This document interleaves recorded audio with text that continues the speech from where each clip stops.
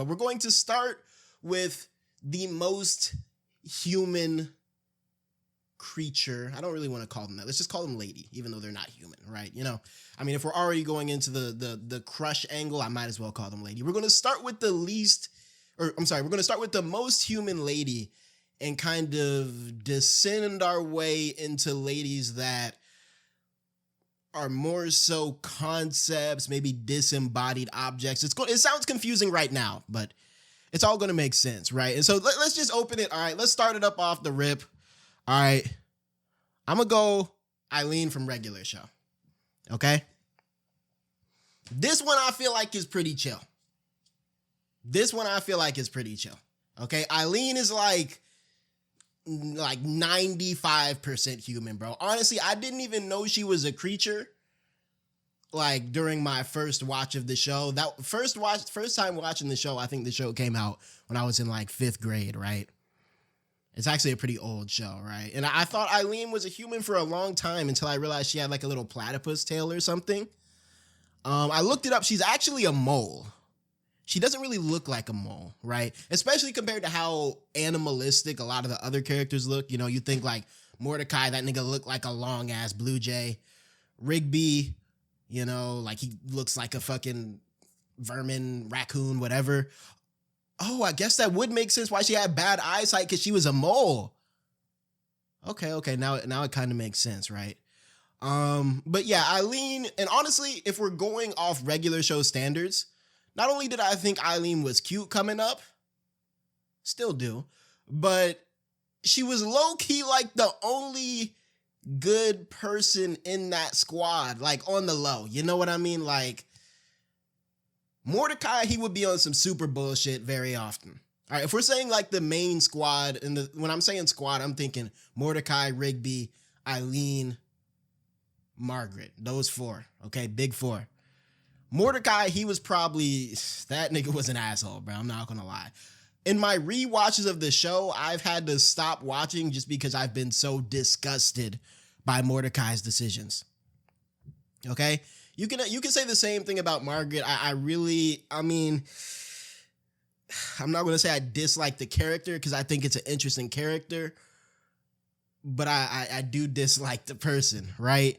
Rigby, you know, he's a little bit of an asshole too. He made some bad decisions, but I'm not overly hating. I feel like Eileen was just an all-around good person. I can't really think of a specific episode where she was like an asshole or did anything crazy to the extent that like Mordecai, Rigby, even like going to like Benson, you know, all the rest of the characters. I can't really think of an episode where she did anything that bad, right? And so just from being an all-around good person in regular show and being kind of cute, I had to throw Eileen in the mix. This is probably the safest pick, all right? Next, we're going to go, we're staying in the Cartoon Network realm. All right, we're going to go Teen Titans, specifically Teen Titans Trouble in Tokyo. Very minor character, but had a huge impact on a young Teddy. We're going Nya from Teen Titans Trouble in Tokyo. Okay? Now, I already see people say, oh, not Starfire, not Ray. Like, see, that's like a cop-out answer, okay? Starfire and Raven, they're just humans. Okay, let's keep it a stack right now.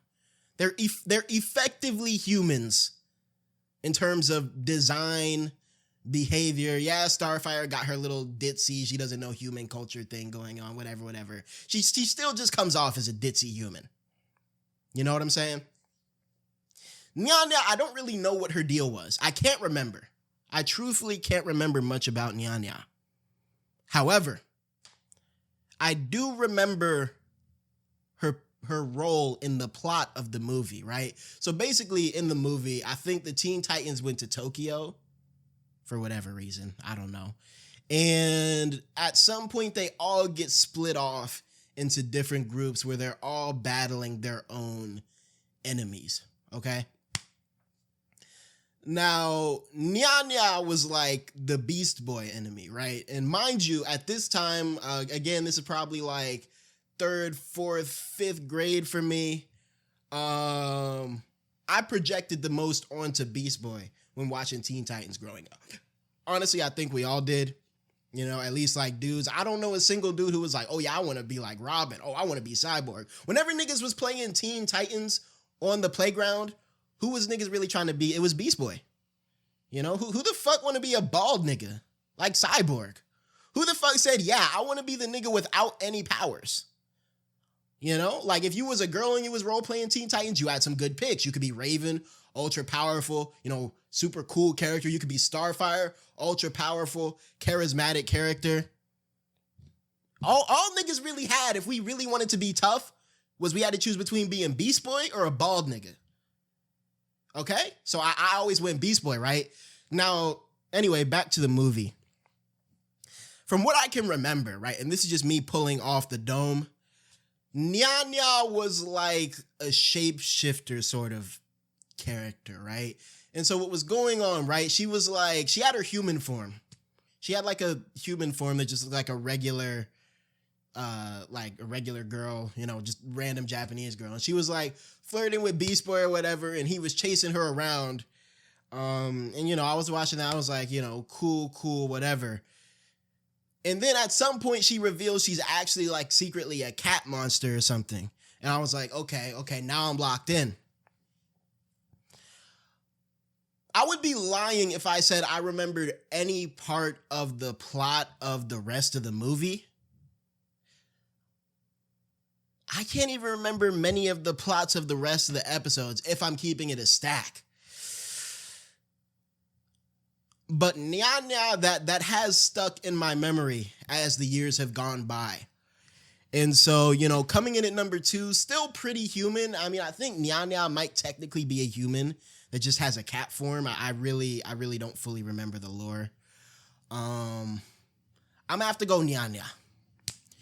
All right, number 3.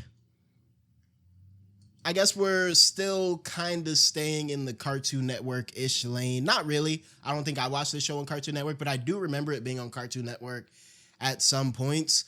We're going Sonic the Hedgehog. Now, there were a lot of picks that I could have chose from Sonic the Hedgehog that would have been valid. But there was one pick, again, that kind of stands out in my mind from my childhood that I think just, it's an underrated pick. I don't really see them being talked about like that. I'm going Ghost Possessed Amy from Sonic X. Okay, now let's talk about Ghost Possessed Amy, because I'm gonna have to give a little bit of lore for this to even really make any type of sense. I don't know how many of y'all remember Sonic X, you know. Again, I don't remember too many episodes. I remember a good couple episodes. I remember him going supersonic. That episode changed my life, bruh. You know, I was in my basement trying to go supersonic with him, and then Shadow went super Shadow, and they like destroyed some big ass spaceship. I don't know. But there was one episode where, for whatever reason, like the villain of the week was ghosts. They were like these. I used to think they were Mario ghosts. I'm not gonna lie. Okay. Like, but they were like these sort of like Mario looking ghosts that would possess you and like turn you into like almost like a Sonic EXE analog horror type tweak ass creature, right? And at one point, one of these ghosts possessed Amy. All right, cool. Now, I've talked about my Sonic the Hedgehog baddies before. Y'all know coming up, I was always a Rouge nigga, right? It was like Rouge and then like Blaze, because I played a lot of Sonic Rush coming up. I wasn't really thinking about Amy, honestly. And then she got possessed by the ghost, right? Now, let me try to explain this in a way that I think can connect with the modern audience, okay? Because, like, I was thinking about it.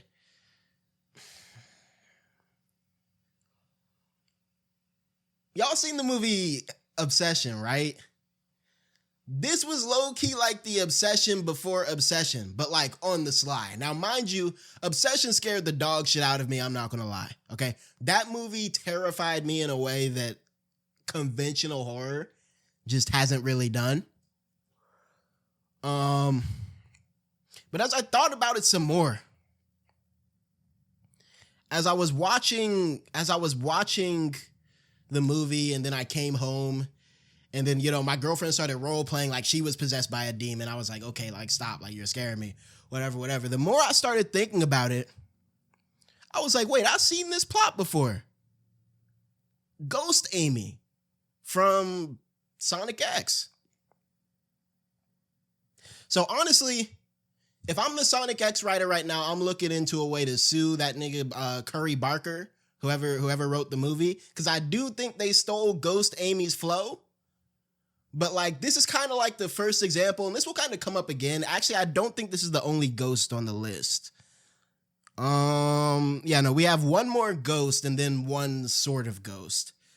But this was kind of like, I guess this most embodied like, you know what I mean? If a character could scare me, then that was going to be like some extra points on like, you know what I mean, me having a crush on them. And I think that does still hold to this day.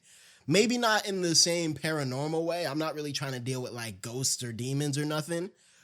But, you know, as a kid, you know, I'd say this was again, approximately 2010, 2012, you know, around that era. Yeah. This, Ghost Amy left her mark. All right. We're going to be moving from, you know, Cartoon Network. Now we're going over to Nickelodeon.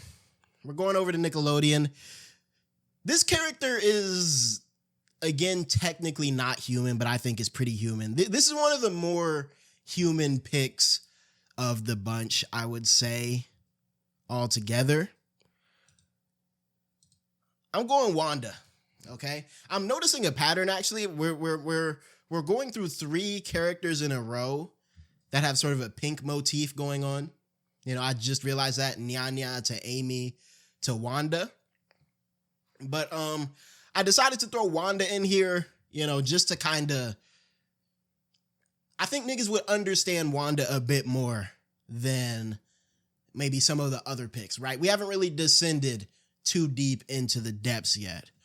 Now, Wanda, I think all around, right? If I'm going off of my current standards, you know, the standards that I would look for in a real partner if I wasn't happily taken already, of course, Wanda embodies a lot of those characteristics, just in terms of like, you know, she like cool, you know, she was always like there to help, like reliable, so on and so forth. I did have like Wanda's voice used to really annoy me. I don't know what type of accent that was.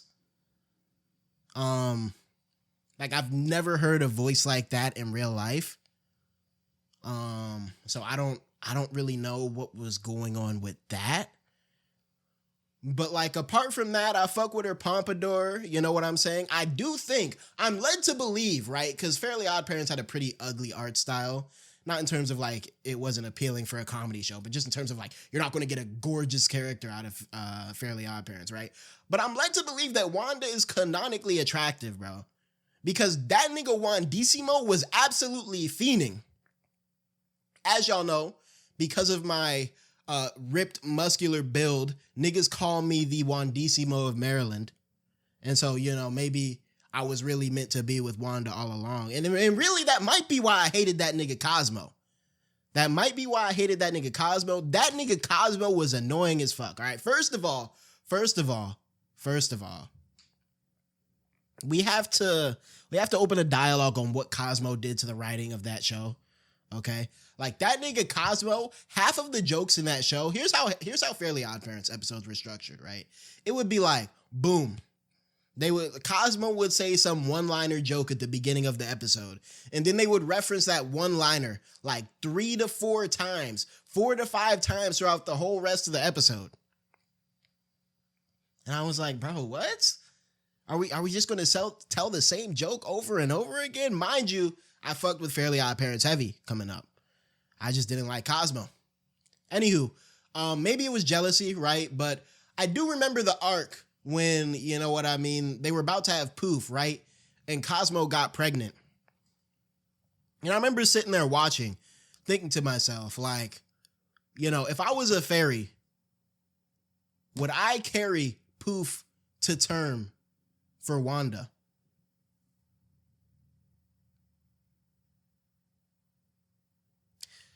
The answer I came up with was yes. And I still think that holds true. Let's move on. We're going back to Cartoon Network. Another alien, or actually I think our first canonical alien. Yeah, actually our first canonical alien. Our only alien on the list, actually. Or, that's canonically an alien. There were a lot of picks I could have gone with from this show, but I had to go Blue Diamond Steven Universe.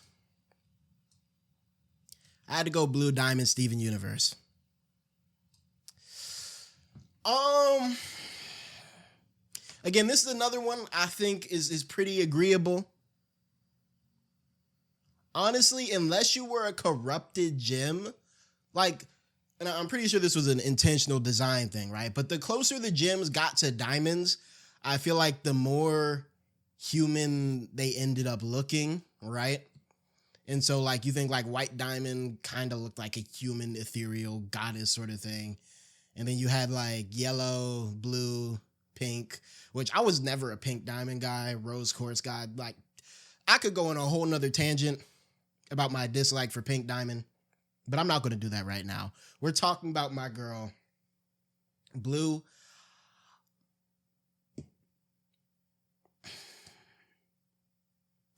She was just fine, man. There's really, I feel like there's really nothing I have to explain here. She just looked like a conventionally attractive human woman, but just 25 feet tall. I feel like this is the most understandable, least questionable pick on this list. And I really just wanted to put her here as kind of a palate cleanser before we really kind of start to descend into let's say the Inhumans, right? And I don't mean that in any sort of derogatory way. I just mean that all of the picks I've had so far what is it? Why is there a helicopter flying overhead? They trying to come after me, bro. They trying to come after me for spitting the truth. But yeah, all the picks I've made so far have been of a human form. You know what I mean? You know how they say humans were made in God's image, right? All the characters I picked so far were made in the image of humans. They were just humans with fur or blue skin or little bee wings. I don't know why the fairies in Fairly OddParents had like wasp wings. That was pretty weird, wasn't it? Moving forward, the physical humanity of the women in question, the ladies in question, will be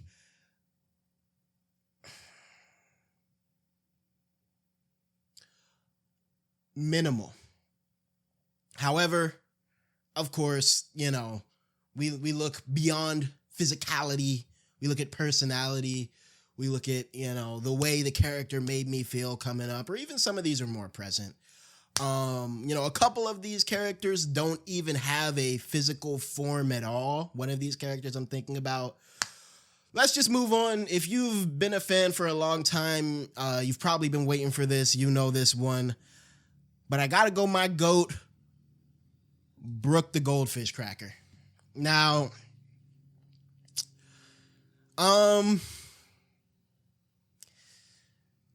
so this was, a lot of these are kind of skewed towards the earlier parts of my life. Now that I'm really thinking about it, it's just characters I grew up with as a kid. Brooke the Goldfish Cracker was a frequent character in the Goldfish commercials, right? And so the way these commercials were structured was such that, they had these goldfish and they would fly around kind of, and they would be just doing shit, honestly. They would really just be doing shit. They would be skateboarding and building little towers and monoliths out of pencils and bedroom objects. I really don't remember what the commercials were about. We might gotta watch them one day, right? Because I do remember the commercials having a narrative through them. Actually, that was pretty common. that was pretty common now that I think about it. I remember let's talk about it. A lot of children's snack commercials / cereal commercials had like an overarching plot. You know what I mean? Like the Lucky Charms commercials, they would chase the Lucky Charms dude, and like the commercial that the next commercial would pick up where the last one left off. You know what I mean? And same thing happened with Goldfish, right? These commercials, they had an overarching plot. I don't remember the plot, honestly, but I do remember Brooke the Goldfish. Why I had a crush on her, I couldn't tell you. You know what I mean? I mean, she's obviously feminine, a woman fish thing, cracker, snack, not cracker, slur, cracker like snack. Like she's a literal physical cracker. Mind you, I never even ate Goldfish coming up, okay? I thought those shits were nasty. I'm not a big fan of cheese flavored things, specifically cheese flavored crackers. Don't eat Goldfish. Don't eat Cheez-Its. Don't eat, you know what I mean? Like those little crackers with the cheese in between them. Was never a fan of those. But something about Brooke the Goldfish, you know, I just remember her being pretty. I remember her being one of the more responsible goldfish, right? Because some of those goldfish were wilding the fuck out, bro. Some of those goldfish were wilding the fuck out. But Brooke, you know, Brooke just was a very strong, reliable, beautiful snack cracker. And so, yeah, Brooke the Goldfish. So it's Pokemon time.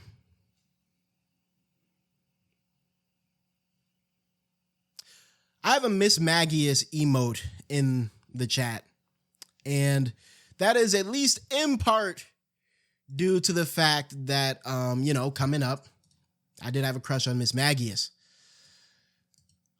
Now, like I said, this was the second ghost on the list, right? We started off with 𝙏𝙖𝙡, which I guess is like half ghost. And then we have Mismagius, which, like, now that I'm really looking at it, kind of does have some aesthetic similarities to 𝙏𝙗. I mean, if you look at the black, yellow, and red eyes, you know what I mean? They're kind of going with a similar color palette there. But Mismagius, I really liked her hat. I'm not going to lie to you. I really liked her hat. I thought she had a very beautiful hat head thing coming up, right? And I think that just extrapolated. You know, I liked her little dress, frilly things, her necklace. You know, I remember her one episode. There was this one episode of, I think, Diamond and Pearl, where they got lost in a field with a bunch of Mismagii. Is that how you would say that? Mismagiuses? I don't know.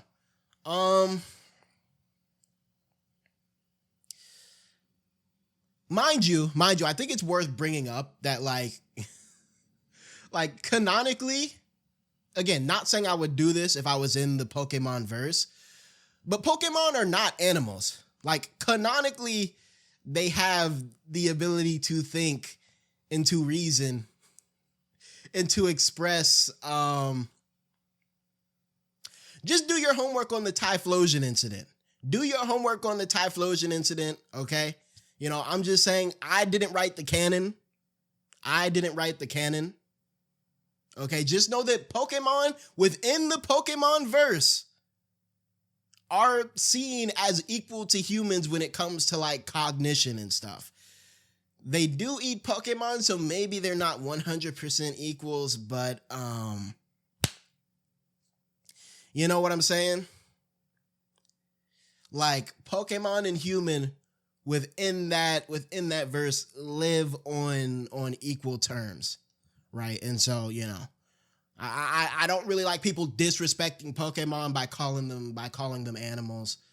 You know, I feel like that's downplaying the Pokemon experience.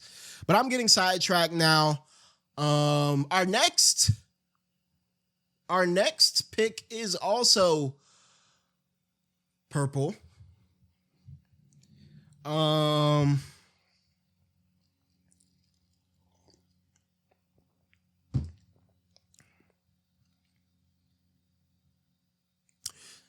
So moving forward, we're kind of getting into inanimate objects to disembodied creatures. Okay? And just for like a heads up, right? So like moving forward, not all of these characters have a humanoid body, or even really a body at all. You know what I mean? I think Mismagius is probably our last pick that looks vaguely human, besides for one more that's kind of like a ghost creature. So this one is probably the earliest one, probably the earliest fictional crush I can really think of. We're taking it back to Nickelodeon, but we're taking it to my damn near toddler days, my real young childhood days, and going Backpack from Dora.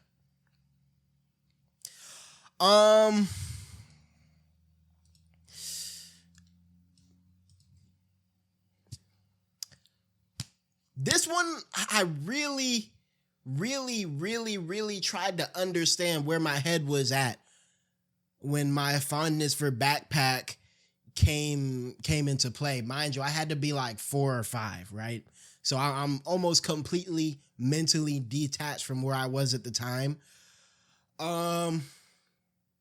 Okay, first of all, Backpack is a she. Backpack is a she. Okay, Rescue Pack was a dude. Okay, and although I was fond of Rescue Pack as like a homie, Rescue Pack is Diego's backpack. You know what I mean? For whatever reason, I had, I don't even want to say a romantic crush on Backpack. I'm not going to hold you.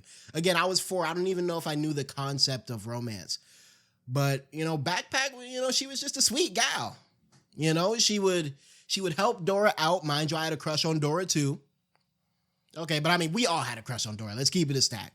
Dora was probably like everyone's first love. Let's keep it, you know, at least if you're like 1999 to 2005, Dora was probably your OG.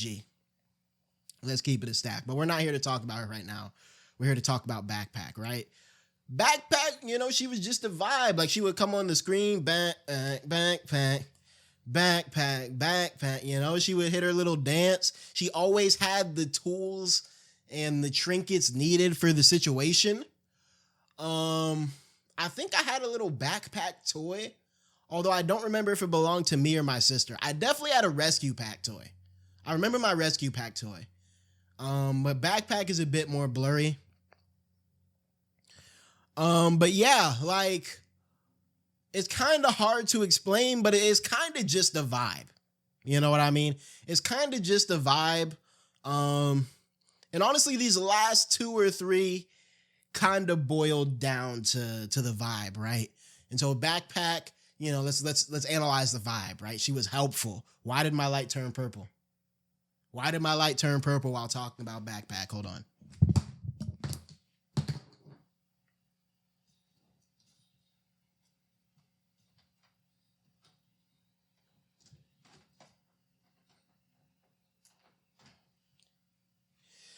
Anywho, you know, Backpack, she was helpful.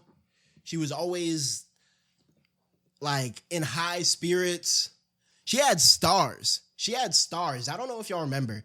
Backpack had a side pouch that could just summon stars. That was something, right? Like, you know, I think, and mind you, I think I had a crush on a couple of the stars. I'm not going to cap.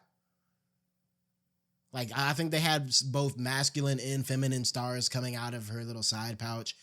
You know, obviously for me, it was the feminine ones, right?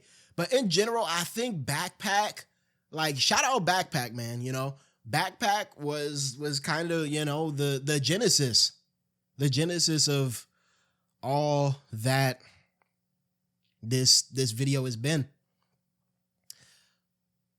Now, I see someone saying, "Your Honor, this man is guilty."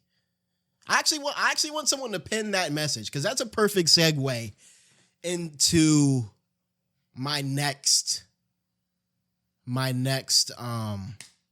My next pick. We're going contemporary, okay? A lot of these have been in the past. You know what I mean? Characters that I had a crush on coming up. Now we're going contemporary. Characters that fit this same non-human, vaguely feminine description, but from the modern day. And by the modern day, I mean 2026, right? All the picks I've had so far have basically been between the years of like 2006 and 2015. And then there's kind of like a blank year, you know, for whatever reason, the past decade or so, you know, the 2010s, I couldn't think of an overly large amount of characters that fit this theme. You know what I mean? I think as more ambitious hear me outs became more popular, the bar kind of got lowered, right? I mean, I think we all kind of accept the existence of furries in the modern world, right? I mean, we've all run into furry art for whatever media it is that we're watching. And so, you know what I mean? The hear me out bar has gotten way higher.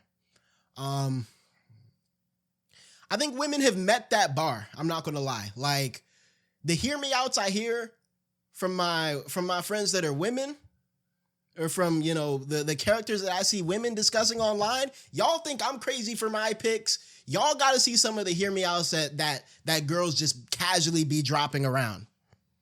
Because I promise you, they trump anything that you will see on this list. And one of the reasons I wanted to make this video is because I feel like we need to be, why do I see a police car with the lights on out there? I swear to God. What was that? Oh. Whew. One of the reasons I decided to make this video though was because, you know what I mean? I feel like as dudes, we gotta have more ambitious hear me outs.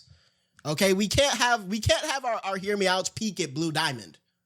Okay, this is just a sexy lady stretched to 20 feet tall and dyed blue. Let's keep it a stack. I feel like for the sake of artistic license and creativity, we have to dig deeper. We have to dig within ourselves. We have to follow in the footsteps of the ladies and really, really push ourselves to finding more ambitious hear me outs. And with that, I'm going to go Judge Man JJK. I'm going to go Judge Man JJK. Now, before niggas even start trying to say, yo, pause. Oh, it's Judge Man. First of all, it's a genderless shikigami, okay? It's a genderless shikigami. However, you know, I got some backup evidence in case niggas really trying to like play with me, right? All right, so first off, Judge Man is voiced by a woman. Okay, so if there's any real indication that we can take in terms of assigning a sex to this shikigami, I think it would technically be, you know what I mean, based on the fact that it's voiced by a woman and it has a feminine voice, you know what I mean? I'm saying Judge Man is probably closer to a woman than a man, even though it isn't it. You know, it's a shikigami. Anywho, back to it, right? Judge Man, you know, oh, right. Also, evidence piece number 2, almost forgot, right? That wasn't my only piece of evidence. Evidence piece number 2, okay? Judge Man is clearly based in terms of design off Lady Justice, okay? A Lady Justice, right? They got the scales, okay? You know, like, do I really have to explain any further? Yeah, I really have to explain any further. I'm saying Judge Man is a genderless shikigami, but if niggas are trying to hit me with the pause, like, you know what I mean? I'm saying Judge Man is a woman. Anyhow, Judge Man, very, very committed to justice, you know? Very honorable shikigami, you know? She do be snitching to Higuruma, which, but even then she'll only give like light evidence. I never really seen her give fully fledged out like pure, oh yeah, this dude is guilty evidence. Mind you, we haven't really seen her in action that much. But she also has a very pretty voice. She has a very pretty voice, very imposing voice. Guilty, you know what I mean? I'm like, okay, like, yo, shout out Judgment, bruh. The blood coming out of her eyes and the stitches. Okay, that's a little out there. That's a little out there, right? But considering the fact that I would never be found guilty of like murder, I don't even really think that's something I have to worry about. I've read a theory that Judgment was crying blood because it was sad, right? Because we know in canon, Yuji, he didn't commit the murder. It was Sukuna, right? But he took the blame himself and, he called himself guilty, right? And I've heard a theory, an interpretation of this scene, that Judgment was crying blood because it was sad, because it knew true justice wouldn't be enacted by Yuji, claiming, Anywho, Judgment. Best domain in JJK, Shikigami of the best domain in JJK. Very pretty, imposing voice.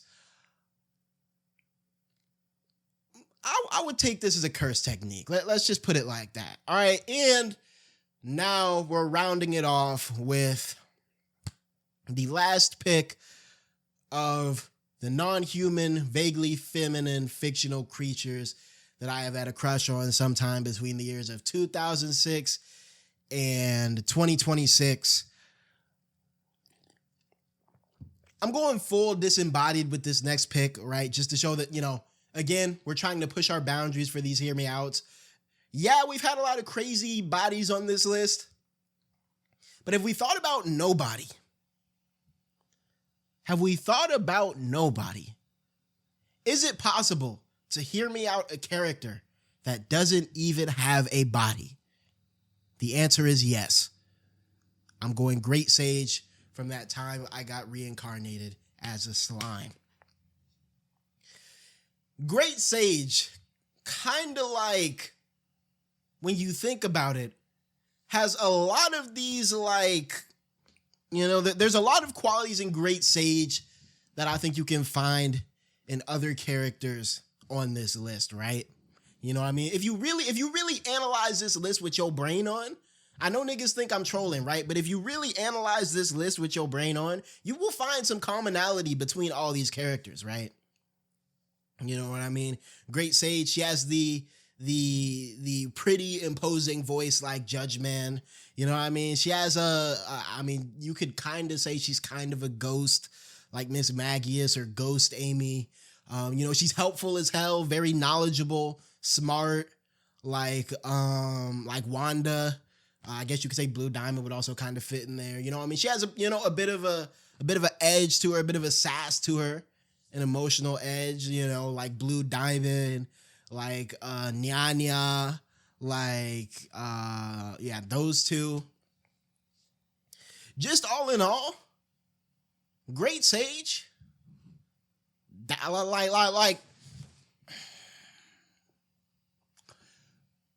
Anime has a lot of inner demon, inner character sort of tropes, you know what I mean?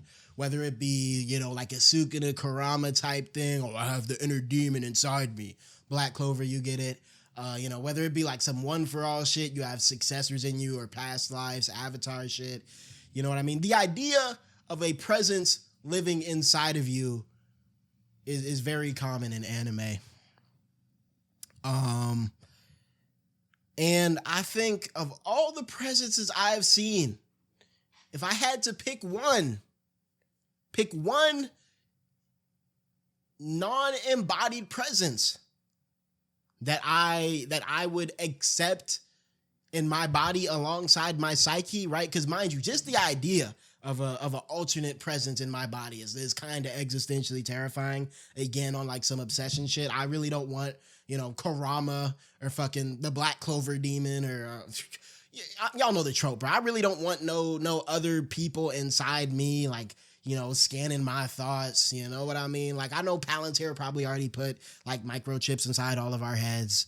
But that's a whole different thing. But if I had to let like one presence live inside of me from all the fiction that I've seen so far, I think I would go Great Sage. I think I could go Great Sage. Anyway, that's all the non-human, vaguely feminine fictional characters that I've had a crush on between 2006 and 2026. Well, no, actually, that's not all of them. That's probably like 10% of them. If I really sat here and thought, I could probably pull out some more. Maybe I will pull out some more one day. But, yeah,